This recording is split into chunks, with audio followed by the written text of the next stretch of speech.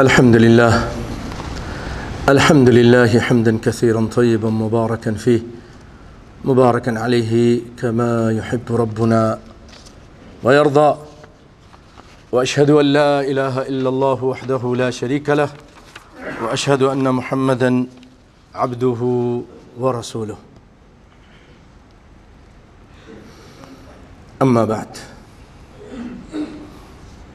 حضرات محترم، سامعین مکرم، تمام تعریفیں اللہ احکم الحاکمین کے لیے لائق اور زیبا ہیں، جو ہم سب کا خالق، مالک، داتا اور مشکل کشا، پالنہار، ہماری روٹی روزی کا انتظام کرنے والا، ہمیں رزق دینے والا، ہمیں عدم سے وجود میں لانے والا، اور ہمیں اس نے انواع قسم کی نعمتیں عطا کیں، صحت و عافیت دی، بے شمار نعمتیں ہیں، وَإِن تَعُدُّوا نِعْمَةَ اللَّهِ لَا تُحْصُوهَا۔ تم اگر اس کی نعمتوں کو شمار کرنا چاہو نا تو شمار نہیں کر سکتے، بس لَئِن شَكَرْتُمْ لَأَزِيدَنَّكُمْ، تم اگر شکر کرو گے میں تمہاری لیے نعمتوں کو زیادہ کروں گا۔ شکر یہ ہے بھائیو، اللہ کی توحید کو اپنایا جائے، اللہ کے ساتھ کسی کو شریک نہ کیا جائے، سب سے پہلا شکر ہے، اور یہ سب سے بڑا گناہ ہے۔ اگر نہ کیا تو یہ سب سے بڑا گناہ ہے۔ ان الشرک لظلم عظیم، ان اللہ لا یغفر ان یشرک بہ ویغفر ما دون ذلک لمن یشاء۔ آپ صلی اللہ علیہ وسلم سے پوچھا گیا، اللہ کے رسول، ای الذنب اعظم؟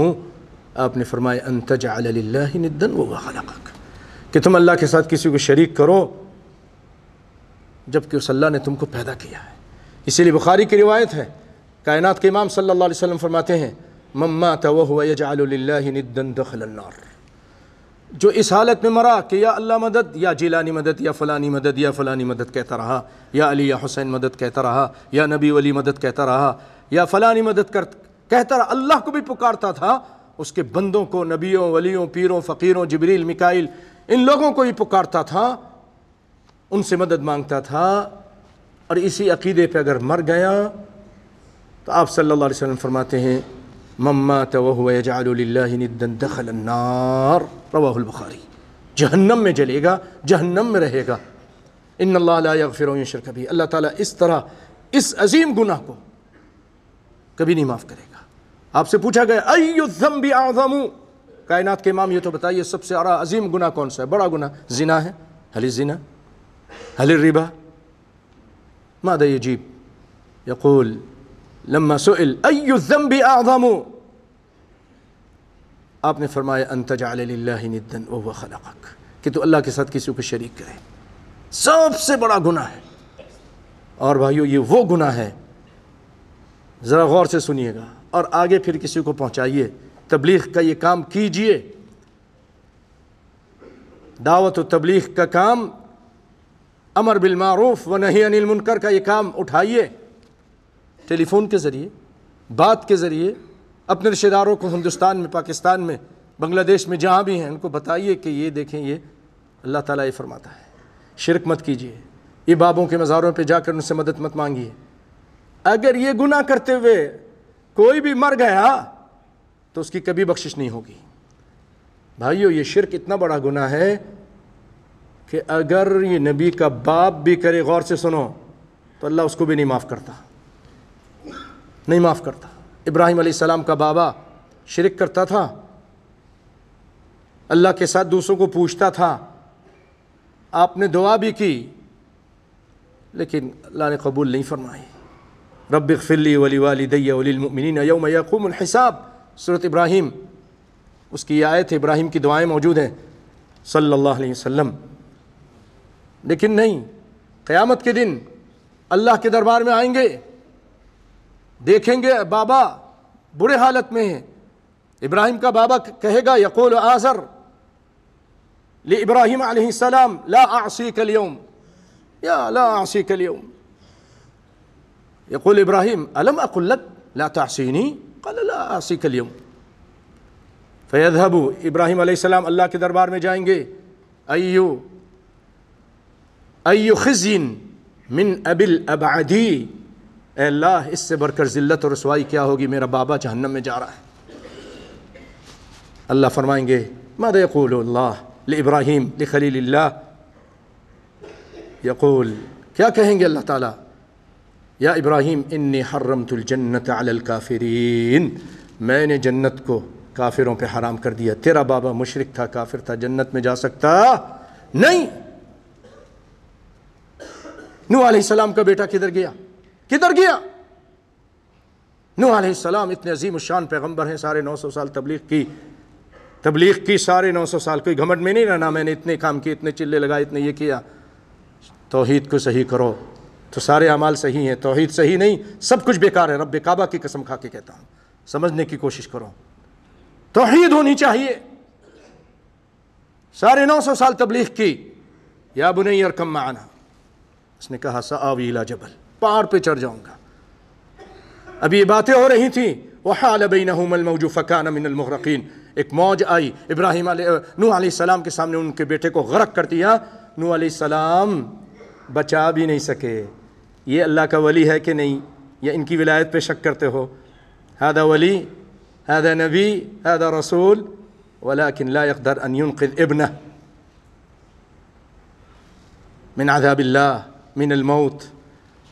نہیں بچا سکے. اور بعد میں اللہ سے کہتے ہیں انہ من اہلی، یہ میرا بیٹا تھا اللہ. وان وعدک الحق وانت احکم الحاکمین. قال انہ لیس من اہلک، یہ تیرا بیٹا ہی نہیں. کیوں نہیں؟ اللہ میرا بیٹا، میرے خون سے، میرے نسل سے. انہ لیس من اہلک. ایش السبب؟ انہ عمل غیر صالح، اس کے عمل تیرے عمل جیسے نہیں. تو صالح ہے، یہ صالح نہیں ہے، یہ مشرک ہے. اور بھائیوں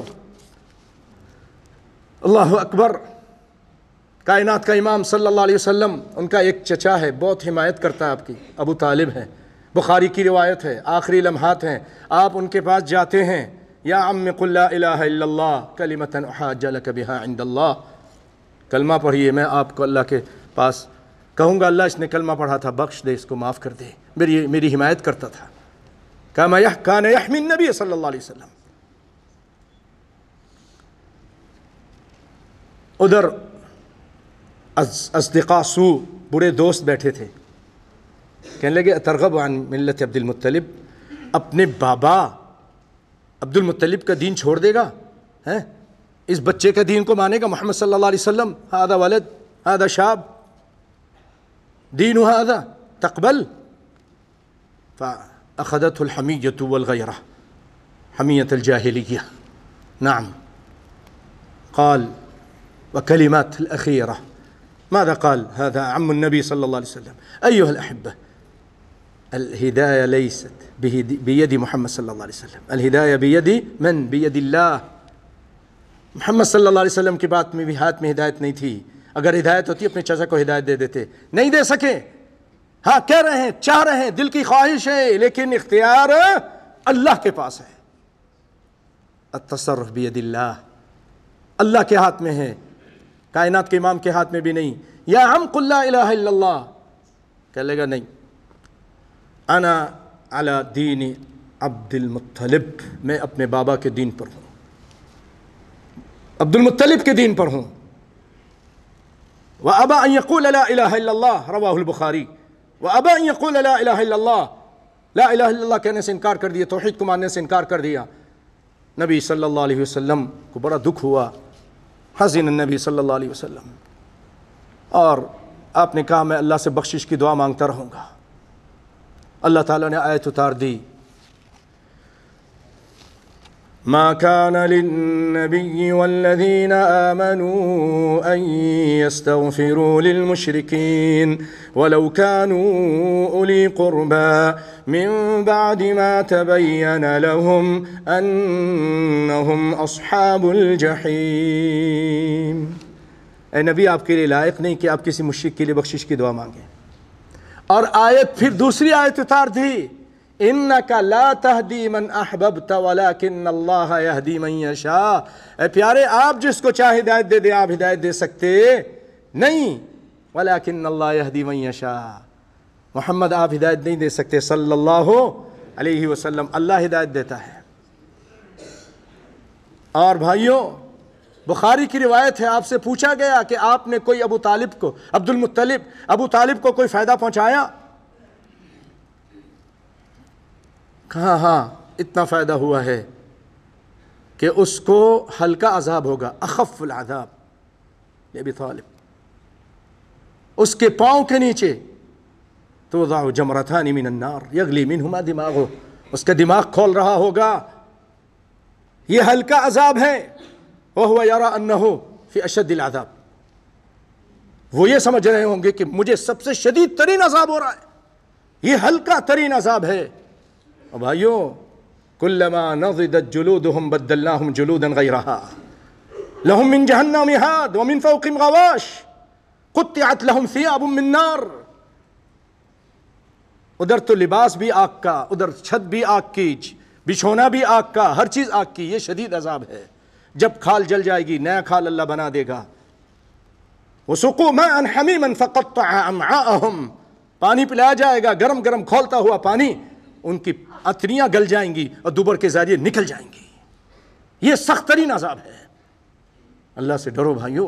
اسی لیے تو آپ صلی اللہ علیہ وسلم فرماتے اتقوا النار ولو بشق تمرۃ، ایک کھجور بھی اگر اللہ کے راستے میں خرچ کر سکتے ہو، توحید کے بعد، توحید ضروری ہے، توحید، اللہ کے ساتھ کسی کو شریک نہیں کرنا، اس کے بعد نیکی کے کام کرو، نمازیں پڑھو جماعت کے ساتھ، صدقہ خیرات کرو تاکہ جہنم کی آگ سے بچو، بہت سخت ترین عذاب ہے۔ یا ایھا الذین آمنوا قوا انفسکم واہلیکم نارا وقودها الناس والحجارہ علیہا ملائکۃ غلاظ شداد لا یعصون اللہ ما امرهم ویفعلون ما یؤمرون۔ اے لوگو، اے ایمان والو، اپنے آپ کو اور اپنے گھر والوں کو جہنم کی آگ سے بچاؤ، ان کو نماز کا حکم کرو، ان کو نیکی کا حکم کرو، شرک سے منع کرو، توحید سکھاؤ، نبی کی اطاعت سکھاؤ۔ اللہ رب العالمین، ہم ان سے دعا کرتے ہیں کہ اللہ رب العالمین ہمیں دین پر استقامت دے اور دین کی صحیح سمجھ عطا فرمائے، اور سب سے عظیم گناہ شرک، اس سے رب العالمین ہم سب کو بچنے کی توفیق عطا فرمائے۔